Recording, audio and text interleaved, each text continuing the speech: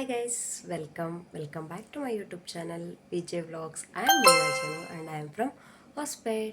So ಮೊದಲನೇದಾಗಿ ಎಲ್ರಿಗೂ ಕೂಡ ದಸರಾ ಹಬ್ಬದ ಆರ್ಥಿಕ ಶುಭಾಶಯಗಳು. ಸೊ ಈ ಒಂದು ದಸರಾದಿಂದ ನಿಮ್ಮ ಮನೇಲಿ ಯಾವಾಗಲೂ ಖುಷಿನ ನೆಲೆಸಿರಲಿ, ಎಲ್ಲರೂ ಆರೋಗ್ಯವಾಗಿ ಆಯಸ್ಸಿಂದ ಇರಲಿ ಅಂತಂತೇಳಿ ವಿಶ್ ಮಾಡ್ತಾ ಈ ಒಂದು ಬ್ಲಾಗ್ನ ನಾನು ಸ್ಟಾರ್ಟ್ ಮಾಡ್ತಿದ್ದೀನಿ. ಸೊ ನಮ್ಮ ಮನೆಯಲ್ಲಿ ಇವತ್ತಿನ ದಸರಾ ಹೇಗೆ ಸೆಲೆಬ್ರೇಟ್ ಮಾಡ್ತೀವಿ ಅನ್ನೋದು ಇವತ್ತಿನ ಒಂದು ಬ್ಲಾಗ್ ಆಗಿರುತ್ತೆ. ಆವಾಗಲೇ ಬೆಳಗ್ಗೆನೇ ಎದ್ದು ನಾನು ಸ್ನಾನ ಮಾಡಿ ಹೋಳ್ಗೆಗೆ ಅಂತಂತೇಳಿ ಬೇಳೆಗೆ ಹಾಕಿದ್ದೀನಿ. ಸೊ ಅದ್ರ ಜೊತೆಗೆ ಟಿಫಿನಿಗೆ ಹಾಗೆ ಮಧ್ಯಾಹ್ನ ಅಡುಗೆಗೆ ಎಲ್ಲದಕ್ಕೂ ರೆಡಿ ಮಾಡ್ತಾಯಿದ್ದೀನಿ. ಸೊ ಇವಾಗ ಟೈಮ್ 4 ಗಂಟೆ ಹಂಗೆ ಆಗ್ತಾಯಿದೆ. ನೋಡೋಣ ಇವತ್ತಿನ ದಿನ ಹೇಗಿರುತ್ತೆ ಅಂತಂತೇಳಿ. ಇನ್ನು ಪೂಜೆ ಮಾಡಬೇಕು, ಇನ್ನು ಭಾಳಷ್ಟು ಕೆಲಸ ಇದೆ. ನಮ್ಮ ಮನೇಲಿ ದಸರಾನ ಯಾವ ರೀತಿ ಸೆಲೆಬ್ರೇಟ್ ಮಾಡ್ತೀವಿ ಅಂತಂತೇಳಿ ನಿಮ್ಮೆಲ್ರಿಗೂ ತೋರಿಸ್ಬೇಕಂತ ಅನ್ನಿಸ್ತು. ಸೊ ಹಾಗಾಗಿ ಈ ಒಂದು ಬ್ಲಾಗ್ನ ಮಾಡ್ತಾಯಿದ್ದೀನಿ. ಇನ್ನು ಯಾರೆಲ್ಲ ನನ್ನ ಚಾನಲ್ನ ಸಬ್ಸ್ಕ್ರೈಬ್ ಮಾಡಿಲ್ಲ, ಪ್ಲೀಸ್ ಹೋಗಿ ಸಬ್ಸ್ಕ್ರೈಬ್ ಮಾಡಿ. ಇನ್ನು ಮೋರ್ ಇಂಟ್ರೆಸ್ಟಿಂಗ್ ವೀಡಿಯೋಸ್ಗಳು ಬರ್ತಾನೆ ಇರ್ತವೆ, ನೀವು ನೋಡ್ತಾನೆ ಇರಿ ಅಂತ ಹೇಳ್ತಾ ಬನ್ನಿ ಹೇಗೆ ಸೆಲೆಬ್ರೇಟ್ ಮಾಡ್ತೀವಿ, ನೆಕ್ಸ್ಟ್ ಏನೇನಿದೆ ಅಂತಂತೇಳಿ ತೋರಿಸ್ತೀನಿ. ಬೇಳೆ ಕುದೀತಾ ಇದೆ ಹೋಳ್ಗೆಗೆ. ಹಬ್ಬ ಅಂದಮೇಲೆ ಹೋಳ್ಗೆ ಇರಲೇಬೇಕು. ಹೋಳ್ಗೆ ನೈವೇದ್ಯ ಮಾಡಿದ್ರೇ ಅದು ಸಂಪೂರ್ಣ ಅಂತ ಅನಿಸುತ್ತೆ. ಯಾಕಂತಂದ್ರೆ ನಮ್ಮ ಮನೇಲಿ ನಮ್ಮಮ್ಮ ಅದೇ ರೀತಿ ಮಾಡ್ತಿದ್ರು. ಸೊ ಅದೇ ಅಭ್ಯಾಸನೇ ಇದೆ. ಎಡೆಗೆ ಹೋಳ್ಗೆ ರೆಡಿ ಆಗ್ತಾ ಇದ್ದಾವೆ. ನಮ್ಮ ಜ್ಯೋತಿ ಮಾಡ್ತಾ ಇದ್ದಾರೆ ಹೋಳಿಗೆ ಎಕ್ಸ್ಪರ್ಟ್. ಪೂಜೆಗೆ ಎಡೆ ಮಾಡೋದಕ್ಕೆಲ್ಲನೂ ರೆಡಿ ಇದೆ. Happy Dasara, happy Dasara.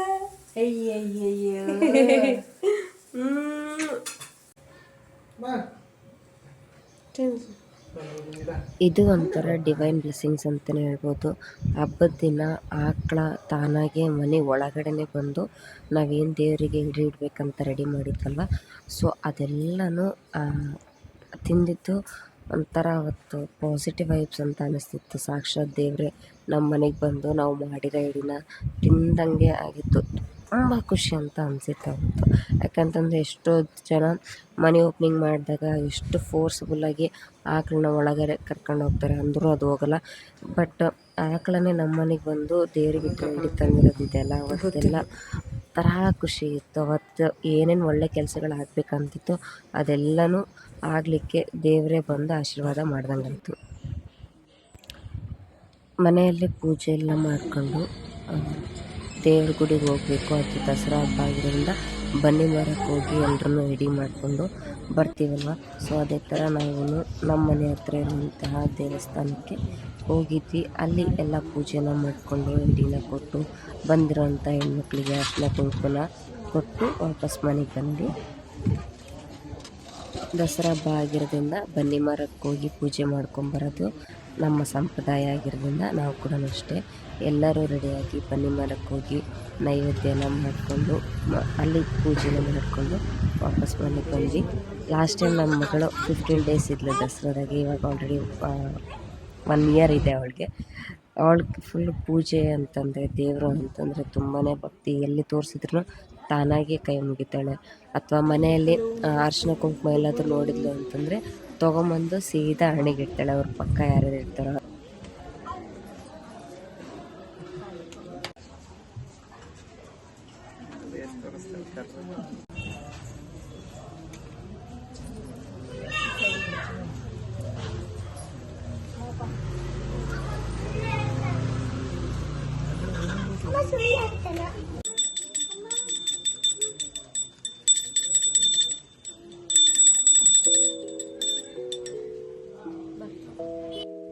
ಅದಾದಮೇಲೆ ಈವ್ನಿಂಗು ನಮ್ಮ ಮನೆಗೆ ಹಿರಿಯರು ಎಲ್ರಿಗೂ ಕೂಡ ಸಣ್ಣ ಮಕ್ಕಳಿಗೆ ಎಲ್ರೂ ಬನ್ನಿನ ಕೊಟ್ಟು ಅಲ್ಲಿ ದೊಡ್ಡ ಮನೇಲಿ ಒಂದು ಸ್ವಲ್ಪ ಟೈಮ್ ಸ್ಪೆಂಡ್ ಮಾಡಿದ್ವಿ. ತುಂಬ ಚೆನ್ನಾಗಂತ ಅನಿಸುತ್ತೆ. ಎಲ್ಲರೂ ಇದ್ದರು, ಎಲ್ರಿಗೂ ಬನ್ನಿ ಕೊಟ್ಟು ಎಲ್ಲರ ಕಡೆಯಿಂದ ಕೂಡ ಆಶೀರ್ವಾದ ತೊಗೊಂಡು ಎಲ್ಲರ ಜೊತೆ ಫೋಟೋಸ್ ತೊಗೊಂಡು ಇದು ಈ ವರ್ಷದ ಒಂಥರ ಮೆಮೊರಿಯಲ್ಲಿ ಸೇರುತ್ತೆ ಈ ಒಂದು ಬನ್ನಿ ಹಬ್ಬ, ದಸರಾ ಹಬ್ಬ.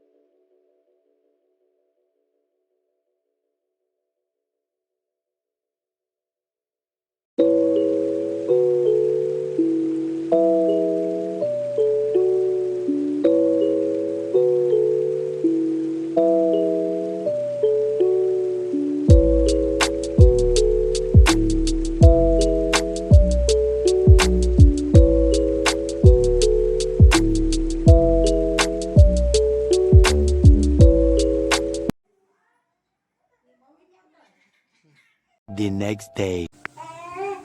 ಹಬ್ಬದ ನೆಕ್ಸ್ಟ್ ಡೇ ಬ್ಲಾಗ್ ಕಂಟಿನ್ಯೂ ಮಾಡ್ತಾ ಇದ್ದೀನಿ.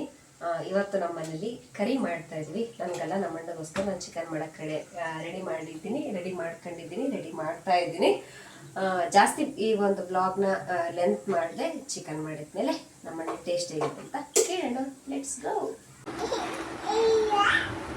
ಹೇಳಪ್ಪ, ಟೇಸ್ಟ್ ಹೆಂಗೈತಿ?